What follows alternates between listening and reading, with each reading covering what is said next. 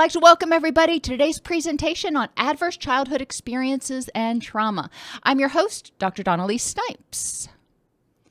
In this segment, we're going to explore the relationship between adverse childhood experiences, henceforth referred to as ACEs, and trauma.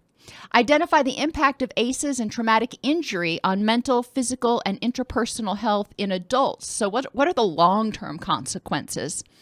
And explore risk factors for ACEs and subsequent prevention and intervention measures. So one of the things that I did with this presentation, different than other presentations on ACEs that I've done, is I really want to connect the dots so we can see, or we can start to really highlight the impact that ACEs have and how a lot of the symptoms of behavioral health issues that we see in adolescents and adults actually do make sense from a survival standpoint, from a coping standpoint, if you will, for a child that may have experienced ACEs. What are ACEs? Just if you haven't heard the spiel, let me go over that. ACEs are adverse childhood experiences, and we're generally grouped into, or I generally group them into, three categories. The first one is family violence, and under family violence is exposure to intimate partner violence, either dating violence or exposure to parents or caregivers that are violent with one another, or child abuse or neglect. So any kind of violence that is within the family or within intimate relationships falls in that category. Now, the estimation is that 10 million people each year are exposed to family violence.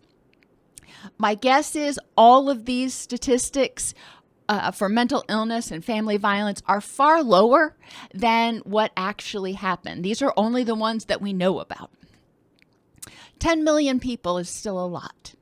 Family mental illness is the next category, and what we're looking at are mental health or addictive behaviors or addictive illnesses in caregivers, in people in the household.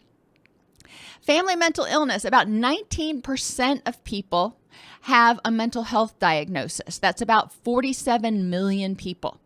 19% just doesn't sound like too much, but when you round it up to 20%, just for giggles, that's 1 in 5. 1 in 5 people, adults, is, according to the CDC, has a mental illness.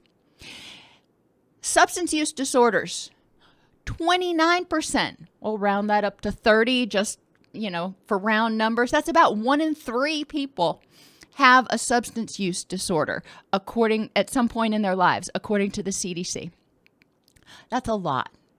That is a lot of people. So we can expect that there are a lot of children that are being born into families in which one or more caregivers has a mental health or an addictive behavior. And then family instability and parental separation. When one of the caregivers goes away, it can be extremely traumatic for the child. If the caregiver goes away to jail, that's a lot. If Tommy is 3 years old and one of his caregivers goes away to jail for 5 years, then they're in, well, it's actually prison, but if they're in prison for 5 years, when they get out, he's more than twice as old as he was when they went to prison. And think about how much happens between the age of 3 and 8. There's a lot of stuff and development that goes on. And think about how much happened prior to the age of 3. When in infancy, Tommy may not have really connected as much with certain caregivers. So it's important to recognize that jail can be an adverse childhood experience because that caregiver is basically ripped out of the life of the child. And a lot of times children don't understand why it happened or how it happened. Death, divorce, especially the nasty divorces, tend to produce more traumatic injury. Jobs that make people relocate, if you will, especially the military, when people are deployed overseas for 18 months or 2 years or however long they're deployed. That can be very stressful on a child, even in the best of circumstances. Not saying that every child of a service member is experiencing, trauma. No, I'm not saying that. Don't want anybody to assume that. But in some circumstances, especially if the caregiver at home is not able to help the child feel like they're still connected with the caregiver that's overseas, it can be traumatic. And then foster care. When a child is removed from the home for whatever reason, that is obviously an example of family instability. Let's think about this from the perspective of a child. Children may not be able to articulate it, but they know somewhere in the back of their primitive brain that they can't survive on their own. They know they need somebody to give them food, to keep them safe, to help them survive. So when they experience these things, it is an intensified threat. When they're witnessing violence, when they're seeing one caregiver, have violence on another caregiver, then we might have a child going, well, what's going to happen if one of my caregivers is killed or injured? And that's extremely threatening, because then the child fears not only that the violence is going to be turned on them, but they also fear that they won't be able to survive if one of their caregivers is injured or killed. Obviously, child abuse or neglect, don't need to explain how that's traumatic. In terms of mental health and addictive behaviors, what we're really looking at is uncontrolled. If you have somebody who has recurrent clinical depression or bipolar disorder, and it is well controlled on medication, that's far different than if you have someone who has bipolar disorder or clinical depression that is not controlled, and they are just struggling to get through on a day-to-day basis. They are struggling to do what they need to do to survive, which means they don't have the energy or even the capacity sometimes to emotionally and or physically connect with that child. Therefore, secure attachment's just not developed. They cannot be consistent, responsive, attentive, validating, encouraging, and supportive. They just can't do it. So we do need to recognize that even when a parent has best intentions, if they are struggling with mental health or addictive issues, including postpartum depression, which both men and women can get, it can impair that attachment relationship. In terms of family instability, parental separation, remember, children, especially before the age of 11, tend to think very concretely. They think about what they can see, what they can manipulate. When they're younger, like preschool and younger, they tend to also be extraordinarily egocentric and think in dichotomies. It's all good or all bad. And when the parent goes away, the child often tries to make sense of what's going on. They don't understand what happened. A lot of times they internalize it and they say, what did I do wrong that made this person go away? If it happens during a period where a child is developmentally engaging in a lot of magical thinking, they may think that because they got angry at a caregiver, that is what caused their illness and death. So we want to recognize that people can experience some of these things and have good support and have good intervention from the caregivers that are there and not experience significant traumatic injury. But the more of these experiences that someone has, the more likely it is that they are going to have difficulty coping with it. So as service providers, it is so important for us to talk about people, to talk about what's going on in their lives, to understand, to hear what's going on, and help them figure out how to be able to be good parents with their children at home. If they're really struggling, what can we do to help you? We need to create that recovery-oriented system of care where there are a lot of different outlets that parents can tap into, caregivers can tap into, in order to help them with the whole nurturing process. Parenting is hard work. Adverse childhood experiences are stressful, traumatic events that children experience before age 18. Studies have linked exposure to ACEs and negative health, developmental, and behavioral outcomes. And again, I want to emphasize the fact that exposure does not necessarily mean injury. A traumatic event is direct or indirect exposure to an event that involved the possibility of death or serious injury to the individual, so to the child, or to someone that is important to the child, like the caregiver. So if they're seeing these things, if they're seeing domestic violence, that qualifies as a traumatic event. You know, obviously, it doesn't take a lot of, it's not a stretch to figure that one out. But traumatic injury refers to the psychological consequences and physical consequences, sometimes experienced after a trauma.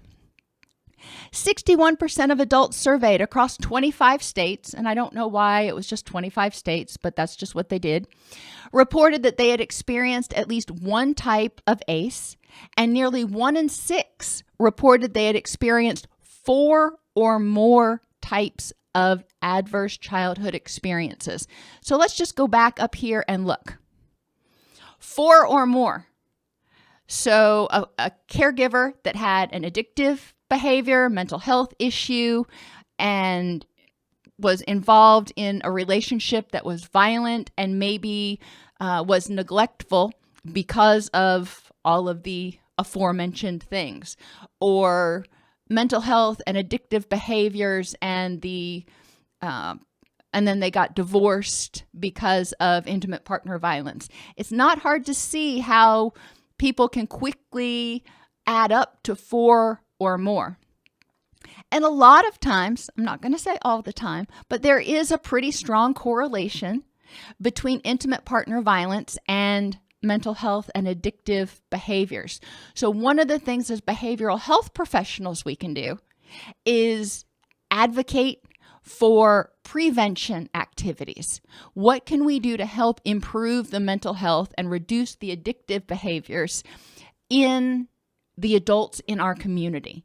And each community is going to be a little bit different.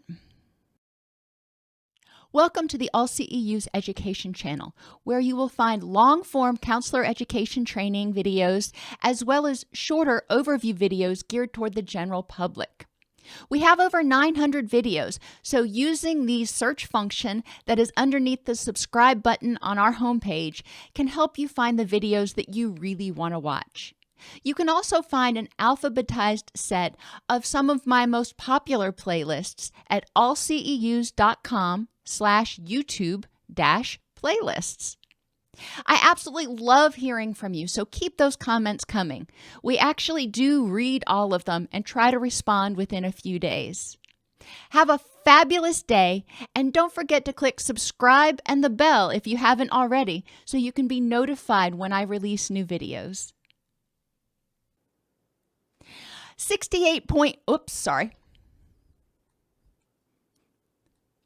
Over 50% of adolescents have been exposed to ACEs, which have detrimental effects on learning and behavior and is associated with increased suicidal ideation.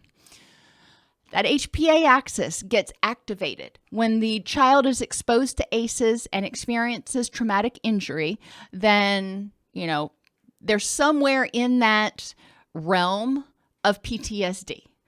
Maybe they don't qualify for full-blown PTSD. Maybe it's subclinical, but they're in that realm. They're on the continuum. which means they're probably experiencing hypervigilance. They're probably experiencing difficulty sleeping. They're probably experiencing changes in their gut microbiome, which is changing their neurotransmitter balances. So it makes sense that when they're going through this, their neurotransmitters responsible for learning and behavior, norepinephrine, dopamine, and serotonin, are probably going to be out of whack. 50% of adolescents. So let's think about the graduation rate. Let's think about students and how they do in school. Let's think about what we usually attribute school failure to. Not trying hard enough, maybe impoverished environments, but a lot of times we don't go back and say, hey, was it a traumatic event that is still continuing to impact this person, this child, this adolescent now?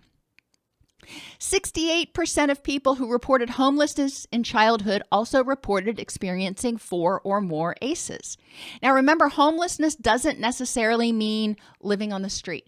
It could mean sleeping on somebody's couch, having to move in with a friend or a family member because you can't afford your own dwelling. So homelessness is actually defined as sheltered and unsheltered homelessness. But across the spectrum, 68% reported 4 or more adverse childhood experiences. Well, so what leads up to homelessness?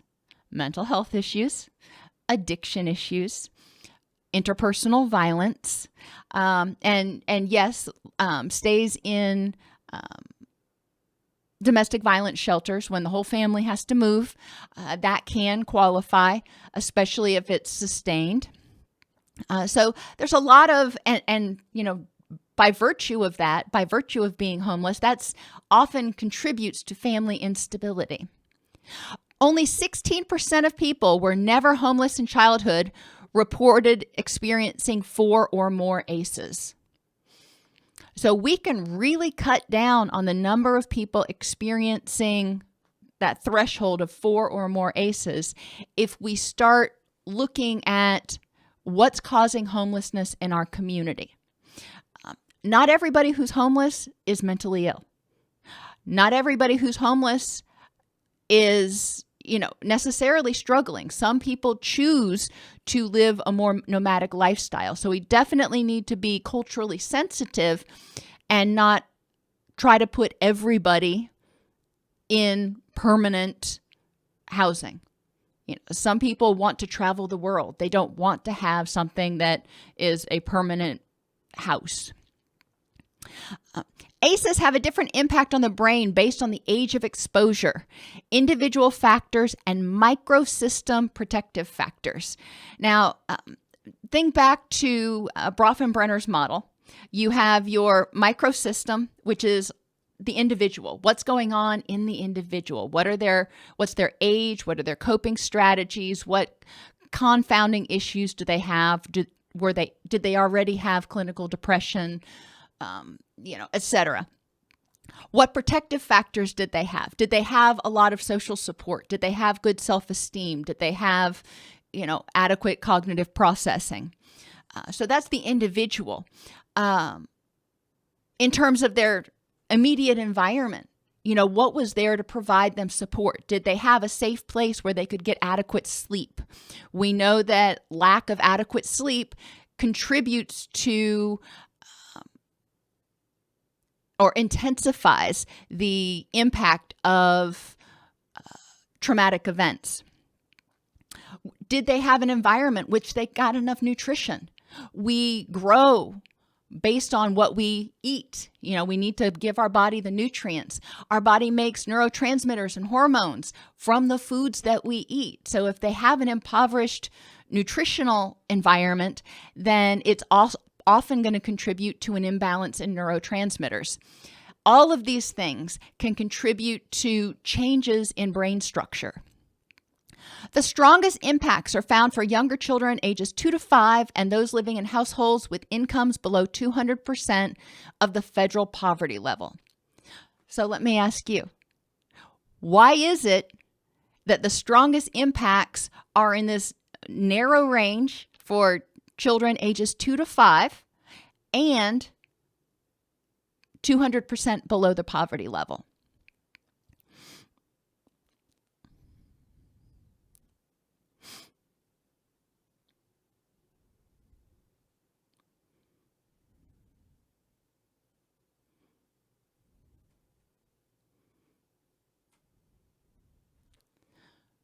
When we're thinking about younger children, we know that the child and adolescent brain is much more malleable, much more sensitive to insults than the older, than somebody whose brain is fully formed, at about age 24.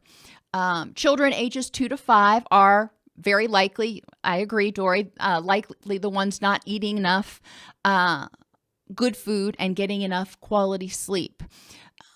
For infants, a lot of time infants may get agitated, they may get irritable, but it may not impact their sleep as much.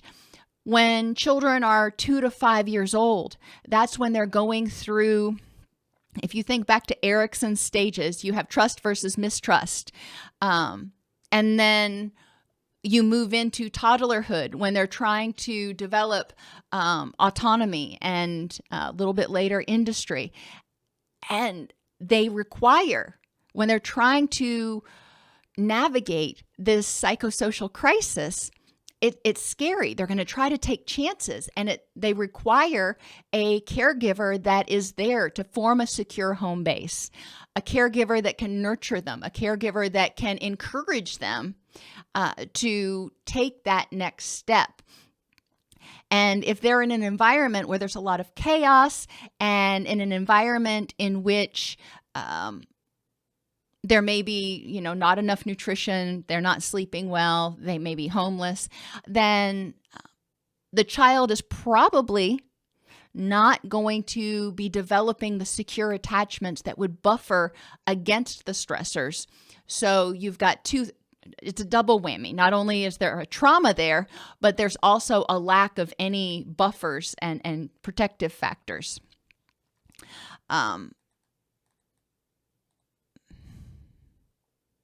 Children do need consistency and stability to create stronger connections in their brain, including food, sleep, etc. And this is very true. Any of those things that we discussed as far as ACEs do represent inconsistency. A parent who is clinically depressed may have good days and bad days. The kid doesn't understand why. So there's not the consistency, and they may not consistently get their needs met, back to the trust versus mistrust. So it is definitely important to recognize this. And if a caregiver is not able to be attentive and responsive to the child, then from 2 to 5 years old, they're not making, or maybe up around 5 they start, but 2, 3 years old, they're not making their own cereal and sandwiches and whatever. So they're hungry. And they're not putting themselves to bed if their caregivers are not putting them to bed. They're just, falling asleep wherever they happen to be. And that would certainly contribute to issues. Between 2 and 5, and that's a good hypothesis, Kathy, that children start wanting to communicate, but they are not effective at communicating between 2 and 5. They're still learning words. They're starting to string words together and make sentences, but it's harder for them to communicate what's going on. So a lot of children in this stage, when they're not getting their needs met, instead of being able to use their words, they act out. They throw a temper tantrum, they cry, they withdraw, they do something that in a different situation would elicit the attention of the caregiver, but in this particular situation, it may elicit the anger or the frustration of the caregiver and compound the negativity of the situation. when this happens, the child's not getting their needs met, they start to cry, they're fussy, they're irritable, whatever's going on, parent gets angry. Children at this age, very egocentric, personalize a lot of things. What did I do? My parent must hate me. So they start internalizing these negative messages that they're responsible for the status of their caregiver. And if they don't, quote, behave, then they're in jeopardy of not having that caregiver be there to take care of them, or in jeopardy of abuse. So there are a lot of things that can happen. Children ages 2 to 5, their brain is extremely malleable at this point in time too. So not only do they have needs, not only is the world they're learning everything. They are literally experiencing everything for the first time. So they're getting a lot of input, and life can be kind of overwhelming. They can get overstimulated, even with good things. And without a caregiver to help them buffer that, to help them moderate that, the HPA axis can get activated in the child because the child starts feeling nervous and out of control. And that can cause neurodegeneration. ACEs contribute to disturbances in cognitive and affective processing. And this is long-term, not just, in the moment, including heightened attention toward threatening stimuli. If children grow up, there was it's not really a poem, but there was a poster I remember from back when I was little. Children learn what they live. And so think about a child growing up in an environment where there is family instability, abuse, neglect, mental health issues, and or addiction. Okay, just kind of think about what that would look like. They grow up with heightened attention toward threatening stimuli. Well, yeah, it was important for them to pay attention to those threats because they had to mitigate them. They had to protect themselves, and they had to be super attentive to micro expressions and things of their caregivers. If there was violence or even verbal aggressiveness, they learned very quickly how to monitor the situation to prevent being on the wrong end of a caregiver's wrath and to try to get their needs met. They started noticing what needed to be done. If they noticed that caregiver was starting to, and they obviously wouldn't think decompensate, but I'm going to use that because it's easiest to describe. They may say, okay, why don't you sit down and I'll try to make dinner? Or, and little kids, when they try to make dinner, it's usually a disaster, peanut butter and mustard or something. But, they try because they're so worried that their caregiver might go away, that they need to be on top of it. They need to notice as early as possible. Increased experience of loneliness leading to isolation and withdrawal. Well, if you're always walking on eggshells, so to speak, if you are hypervigilant a lot of the time, if when you're around people, you are hypervigilant, not only to your caregiver's stuff, but to everybody's stuff, have heightened attention toward threatening stimuli, well, you're going to see threatening stimuli wherever you are. And that can be exhausting. So it might be easier to just withdraw. I can't take it. I can't shut it off. So I just need to remove myself. There's increased HPA axis dysregulation and reduced impulse control. As that HPA axis is activated and persistently activated, then it starts to become dysregulated. We go into what I call the flat and the furious. The receptors in the brain start to become resistant to or tolerant to, however you want to think about it, the effects of glutamate and cortisol, your stress hormones. So when the HPA axis dumps those, because it's always dumping them, the tissues aren't responsive to it. So the person feels flat a lot of the time. You need norepinephrine, you need glutamate, you need those dopamine in order to feel happy as well as to feel angry and scared. It's kind of interesting. They're involved in anything that gets you revved up. So when the tissues start to become desensitized to it, they're just like, yeah, whatever. Then the person doesn't feel much and they start to feel flat. But when a threat is severe enough, the body amps up the amount of cortisol, norepinephrine, adrenaline, glutamate being secreted. And finally, it gets through. And finally, the tissues pay attention and the neurons pay attention. And the person reacts in an exaggerated fashion. And I don't like the word exaggerated. And if you can think of another word, please throw it out there. But not saying that they are being overly dramatic, but their body has actually dumped so much excitatory neurochemical stuff that they go from flat to enraged. They go from flat to terrified.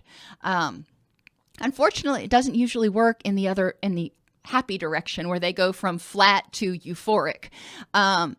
But unless they're abusing substances, which is a reason, unfortunately, that they are at more risk of addiction. But it is interesting to recognize that HPA axis dysregulation, that flat and the furious. Think about the kids that are brought in with behavioral disorders. How many of those are caused by neurological or neurochemical dysfunction?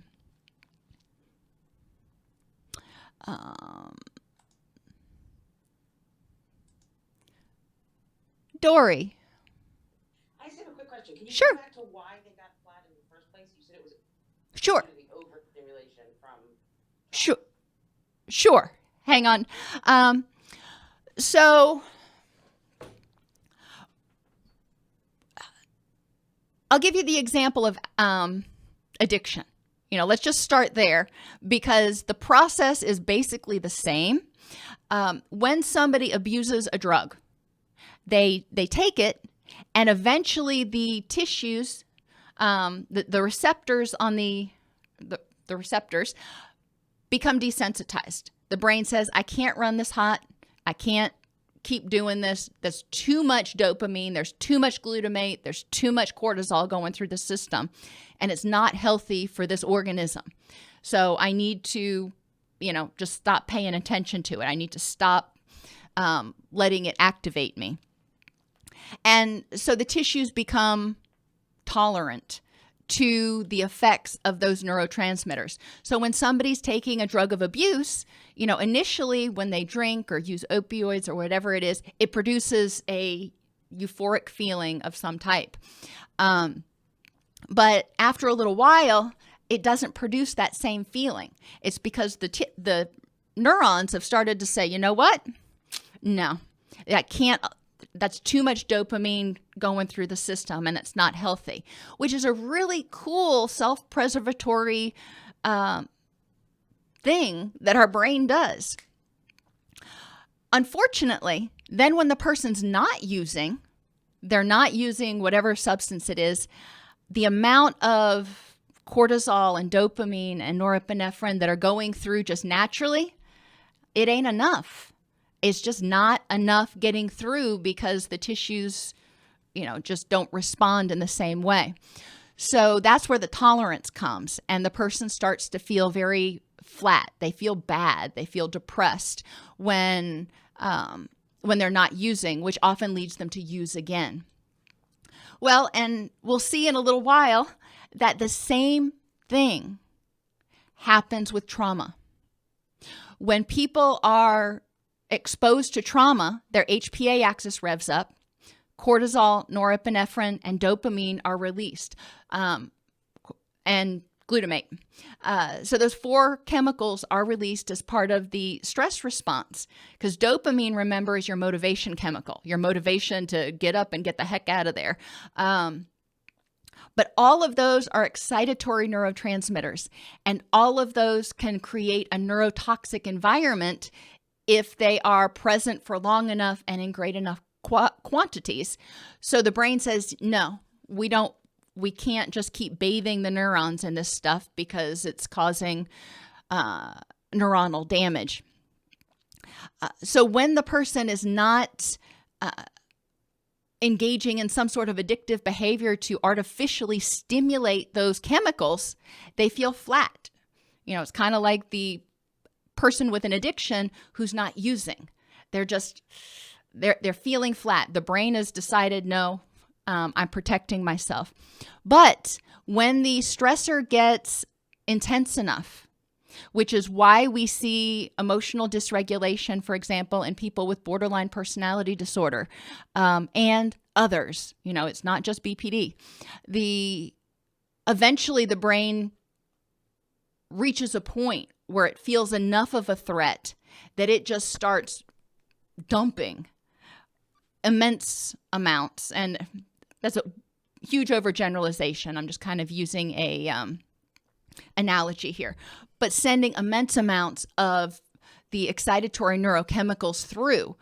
With people who have trauma, who have PTSD, they've shown that the amount of neurotransmitters that are secreted, the amount of neurons that are activated, is significantly more in people with trauma than in people who don't have a trauma history, which leads them to believe that that HPA axis dysregulation does cause an extreme reaction to stimuli that someone without trauma may not react as strongly to. Does that answer your question?